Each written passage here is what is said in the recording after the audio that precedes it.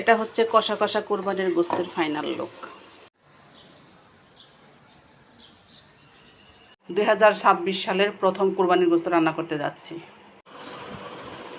Wow, সেই সুন্দর।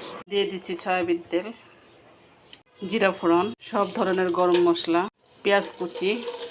আমার রান্না আপনাদের ভাইয়া সহ মোটামুটি সবারই পছন্দ। তো আপনার ভাইয়া আজকে বললো গ্রামের মানুষ যেমন খুব হালকা তেল মশলায় রান্না করে, ওরকম হালকা তেল মশলা আজকের গোস্তটা রান্না করবা। আমি সেভাবেই চেষ্টা করব। 2 চামচ রসুন বাটা, 1.5 চামচ আদা বাটা, 1 চামচ জিরা বাটা, 2-2.5 কেজি গোস্ত, 3 চামচ গুঁড়ামরিচ দিব, 2 চামচ হলুদ গুঁড়ো, ধনিয়া রাঁধুনি পাউডার 1.5 চামচ। কোনটা আপনারা প্রথমে কমিয়ে দিবেন। মশলাটা কষানো হয়ে গেছে, গোস্তগুলো দিয়ে দিচ্ছি। আর পানি দেবো না, এইভাবেই রান্না করব। শেষের দিকে 2-3 চামচ সরিষার তেল দিয়ে দিলাম।